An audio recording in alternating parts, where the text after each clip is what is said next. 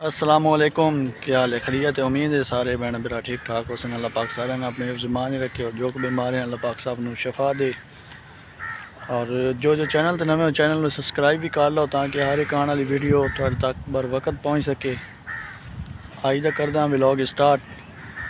अल्हम्दुलिल्लाह चैनल जड़ा है मुकम्मल कंप्लीट हो गया है और सब का बहुत बहुत शुक्रिया। सारे भैन भरावां दा दिल तो शुक्रिया अदा करें। थैंक यू सो मच जी तुसी सारे मैं इतनी सपोर्ट की है। और थोड़े जे टाइम दे विच अल्हम्दुलिल्लाह चैनल जड़ा वो कंप्लीट हो के मोनेटाइजेशन और सारा कुछ बाई टाइम सब्सक्राइबर सारा कुछ तकरीबन 6 महीने के अंदर अंदर कंप्लीट हो गया।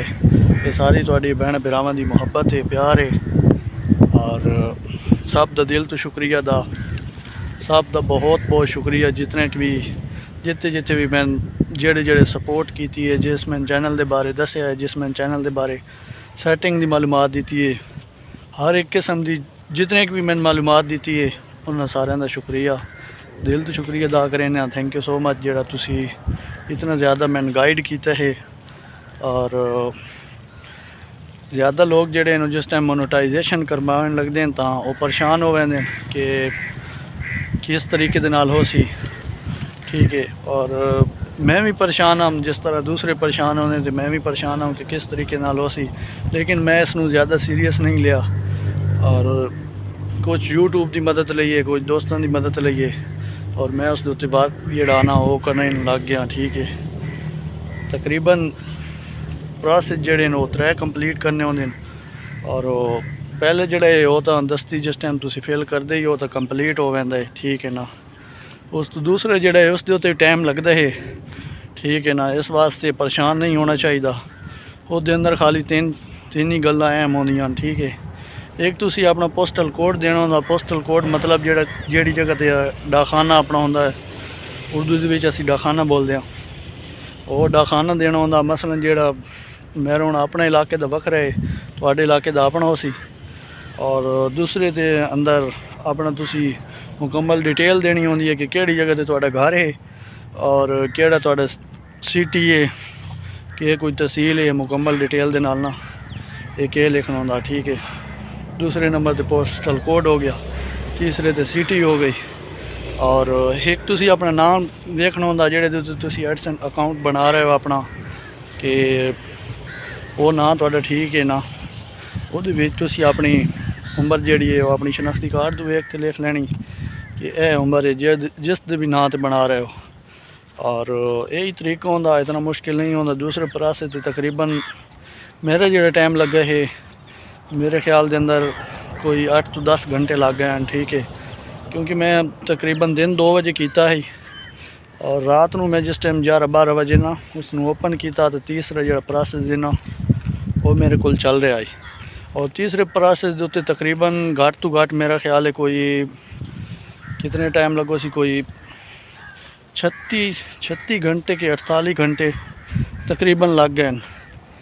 ठीक है, 29 तरीक नूं मैं किया है तो 2 तरीक नूं जाके ना मैंने ईमेल मिली है। ठीक है ना, वो भी तकरीबन इस टाइम ते आ गई है। मसलन मेरे को दिन दे 2 हो गए तो 2 बजे जड़ा ना वो मैंने मिल गई है। तकरीबन 36 घंटे तो बाद तीसरा प्रोसेस कंप्लीट हो गया।